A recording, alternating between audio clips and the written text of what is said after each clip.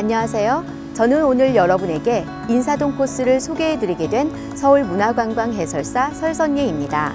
이 코스는 탑골공원을 시작으로 과거와 현재가 함께 공존하고 있는 인사동길을 걸으며 과거로의 시간여행을 하고 한국 고유의 맛과 멋도 동시에 즐길 수 있는 코스입니다.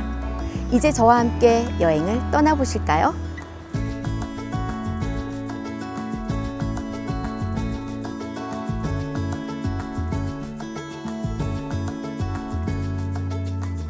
탑골공원은 우리나라 최초의 도심 내 공원으로 1919년 3.1운동이 일어났던 곳입니다.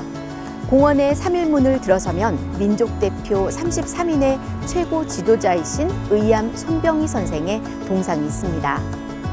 고려시대 흥복사가 있던 자리에 원각사라는 절이 세워졌으나 연산군 때 폐사되었고 고종 34년 영국인 브라운의 설계에 의해 공원으로 조성되었습니다. 1920년 파고다 공원이란 이름으로 개원하였으나 1992년 옛 지명을 따 다시 탑골공원으로 고쳐졌습니다. 3.1운동 당시 시민들과 학생들이 이곳에 모여 만세를 외쳤으며 학생 대표가 독립선언서를 낭독하고 민족 봉화에 불을 붙인 팔각정이 남아 있습니다. 그리고 3.1운동의 발상지임을 기념하기 위한 기념탑과 기념부조가 있습니다. 독특한 형태와 조각 솜씨는 조선시대 석탑의 백미로 꼽히고 있습니다. 이 탑을 백탑이라 부른 것은 탑을 회백색 대리석으로 만들어 흰색을 띄었기 때문입니다. 사람들은 흰백자를 써서 백탑이라고 하였습니다. 탑골공원에 몰랐던 사실들을 알게 됐죠? 이제 인사동 쪽으로 걸어가 보죠.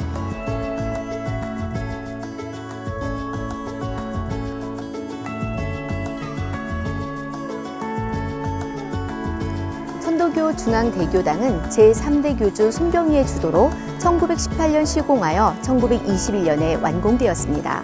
건평 212평의 화강석 기초에 붉은 벽돌을 쌓아 올린 단층 구조로 전면에 2층 구조의 사무실을 붙여짓고 그 중심 현관 부분을 바로 고풍 4층 탑지붕으로 높이 쌓아 올렸습니다.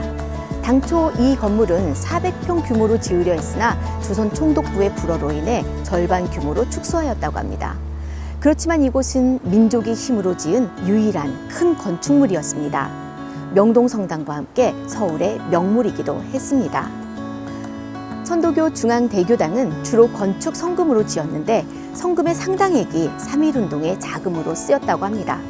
특히 3.1운동의 거사를 위해 천도교에서 운영한 보성사에서 인쇄된 독립선언문을 천도교 대표 등이 모여 배포하던 곳이기도 합니다. 이곳은 방정환 선생이 어린이 운동을 시작한 곳이기도 합니다. 3.1운동 이후 어린이들에게 민족의식을 불어넣고자 하는 운동이 활발하게 전개되기 시작하여 1922년 5월 1일 어린이날을 공포하였습니다. 현재는 5월 5일로 바뀌었죠. 어린이날이 천도교 대교당에서 나왔다는 사실이 신기하지 않나요? 유익한 정보가 되었길 바라요. 다시 출발하시죠.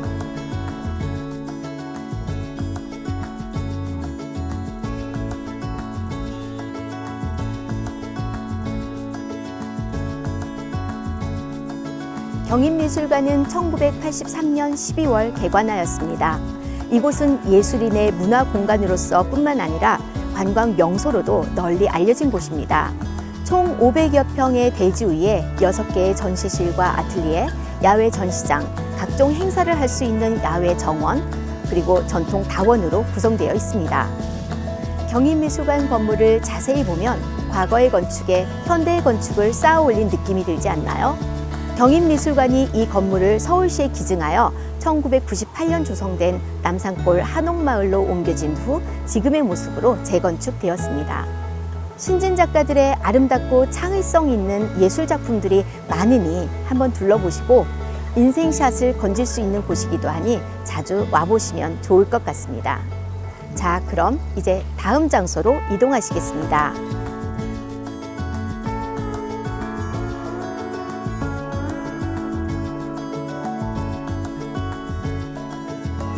독특한 건축 구조가 눈에 띄지 않나요? 쌈짓길은 1층부터 4층의 하늘 정원이 나선형의 길의 형태로 연결되어 있으며 골목마다 이야기를 담고 있습니다. 또 가운데 마당과 갤러리를 통해 전시 및 공연 등 다양한 문화 이벤트를 선보이고 있는 복합 문화 공간이며 볼거리와 먹을거리를 통해 어른이나 아이, 누구나 함께 즐길 수 있는 명소입니다. 쌈지란 담배나 돈 등을 넣어서 가지고 다니는 작은 주머니를 말하는데 쌈지 뒤에 길을 붙여 인사동 골목에 여러 문화적 재미 요소를 더한다는 뜻을 가졌어요. 쌈지길은 자연스러운 건축 트렌드를 추구하는 건축가 최문규 교수가 인사동의 멋을 담은 골목길들을 나선형으로 연결해 쌓아 올린 층 개념이 아닌 길과 길이 이어진 골목길 개념을 건축물에 도입하였습니다. 쌈지길은 좁아졌다 넓어졌다 하는 등 다양하게 구성되어 있습니다. 쌈지길은 모든 층의 가게들이 다 같이 장사를 잘할 수 있도록 옥상까지 누구나 쉽게 올라갈 수 있는 구조와 유인책을 활용하였습니다.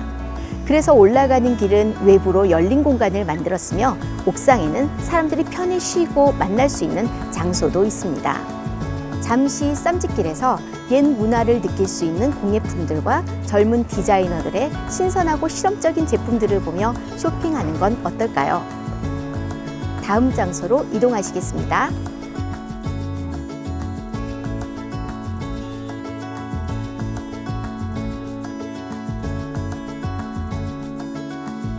짧은 시간 동안 쇼핑은 잘 하셨나요? 저희가 지금 도착한 곳은 조계사라는 절입니다. 조계사는 격동기를 우리 민족과 함께한 역사의 현장이기도 합니다. 조계사를 들어가는 문을 보시면 2개 또는 4개의 기둥을 일직선 위에 한 줄로 세운 문이 있죠. 이 문은 일주문이라고 합니다. 한 줄의 기둥은 사찰에 들어서기 전에 세속의 번뇌로 흐트러진 마음을 하나로 모아 진리의 세계로 들어가는 걸 상징합니다. 즉, 일심을 의미합니다. 그리고 일주문 양쪽에는 스테인리스 조각으로 만든 사천왕상이 지키고 있습니다. 대웅전 앞마당에는 팔각 10층 부처님 진신사리탑이 있습니다. 팔각은 팔정도를, 10층은 십선법을 상징한다고 합니다. 탑 내부에는 1913년 스리랑카로부터 전해진 부처님 진신살이 한과를 봉안하였습니다. 또 경내에는 천연기념물 제9호로 지정된 수령 약 500년으로 추산되는 백송과 수령 약 400년의 회화나무 한 그루가 있습니다. 하얀 나무 껍질을 가진 소나무를 보니 신기하지 않나요? 대웅전을 보시면 석가모니 부처님을 중심으로 약사불과 아미타불을 모셨습니다. 범종루는 법고, 목어, 운판, 범종 등 불전 사물이 있는 곳입니다. 사물은 매일 새벽 4시경과 저녁 6시경, 그리고 특별한 행사 때 치게 됩니다. 자, 그럼 마지막으로 조선시대 알람 역할을 했던 보신각으로 가겠습니다.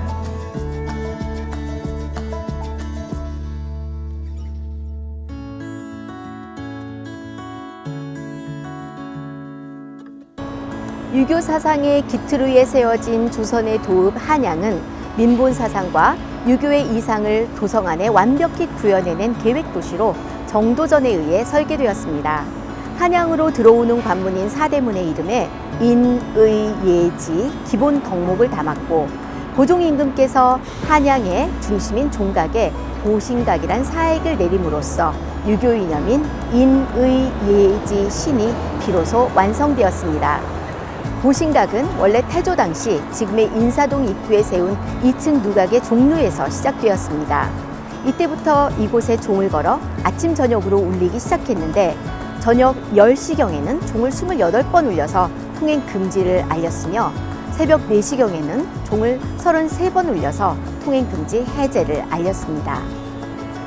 최초의 종루는 임진왜란 당시 불타 없어졌습니다. 그 후에 고종 당시 작은 규모의 단층 종각을 지었고 보신각이라는 현판을 내려 불리게 되었습니다. 보신각종은 본래 현재의 탑골공원에 위치인 원각사에 있었으나 원각사가 없어지고 난 뒤 옮겨 다니게 되었죠. 그 후에는 몇 차례 종각 화재로 종에 균열이 생겨 국립중앙박물관 정원에 보관 중이고 보시고 있는 종은 1985년에 새로 주조한 것입니다.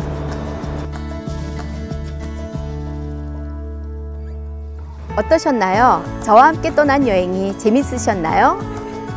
인터넷 포털 사이트에 서울 도보 해설 관광을 검색하시면 다양한 코스에 대한 안내와 예약 방법을 소개하고 있습니다. 서울의 구석구석을 안내해드리기 위한 서울문화관광 해설사들이 항상 대기하고 있으니 많은 이용 부탁드립니다. 감사합니다.